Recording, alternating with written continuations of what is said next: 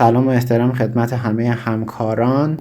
بعد از 1 ماه و نیم برگشتیم برای شروع دوره پیشرفته و تکنیکال Nest.js. دوستان تو این دوره قرار تمام مباحث مهم Nest.js رو که تو دوره قبلی به صورت پایه بیان کرده بودیم به صورت کامل بگیم. طراحی و بخش بندی آموزش دوره پیشرفته کاملا با دوره پایه متفاوته. تو این دوره ما 9 فصل کامل داریم که یا فصل اولمون تستینگ، فصل دوم ماژول و پرووایدر ها، سوم متا و dependency injection، decorators، API های مختلف با استفاده از RESTful، WebSocket، exception handling رو داریم گام بعد، بحث کامل امنیت و آخرین مدل API مون که GraphQL و بررسیش هست. هر کدوم از این فصل‌ها دوستان قسمت‌های متفاوتی داره. تعدادشون ممکنه کم یا زیاد باشه.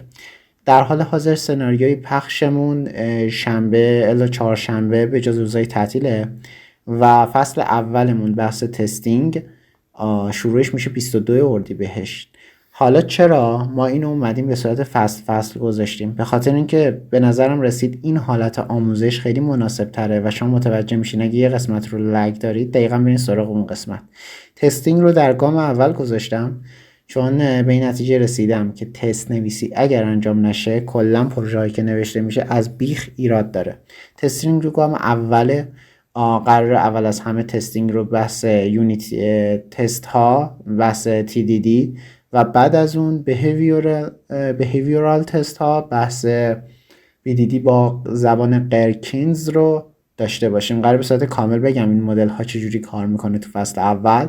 فصل دوم میریم سراغ ماژول ها و پرووایدر ها، چجوری ساختن ماژول های سینک و اسینکرونیس، بحث ساخت مثلا بحث فور روت و فور فیچر، فور روت اسینک و فور فیچر اسینک رو کامل بیان میکنیم.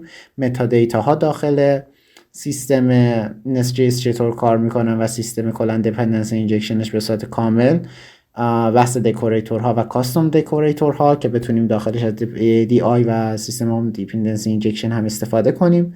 RESTful رو به طور کامل بررسی میکنیم، کنترلر ها، سرویس ها، بحث CQRS، بحث ولیدیشن ها و غیره و کاستوم ولیدیشن ها. برسیم به بحث وب سوکت کامل از لحاظهای مختلف، بحث اینکه نمیتونیم ادپتر بذاریم مالتی ردیس باشه، منظورم اینه که از چند تا ردیس مختلف استفاده کنه برای کارش، برای اینکه مثلا کلاستر کنیم اپلیکیشن هامونو. بحث کانکارنسی و حالتهای مختلف، اکسپشن هندلینگ های مختلف داخل خود API، داخل وب سوکت، داخل خود سیستم داخلی Nest.js وقتایی که یه پردازش رو ران میکنیم که خودش انجام بده، مثلا رو کیو ها و تاسک اسکیجول ها. بحث سکیوریتی و در نهایت در گام آخر میرسیم به GraphQL. چرا GraphQL آخر گذاشتم؟ چون خیلی ممکن GraphQL بلد نباشن، به عنوان یه حالت آپشنال گزینه آخر گذاشتم و امنیت و اکسپشن هندلینگش هم تو گام آخر توضیح میدیم. این بحث کلی فصل هایی بوده که تو این دوره قرار یاد داده بشه و به نظرم نسبتا خیلی چیزا رو تحت پوشش قرار میده. یه سری بحث های تکنیکال هم هست که لابلای اینها من توضیح میدم، اپیزودهاش جدا توی پلیلیست دیگه هم براتون قرار میگیره. این دوره در حال حاضر به زبان فارسی داره ضبط میشه و همین دوره به صورت انگلیسی هم روز بعدش قسمتش منتشر میشه.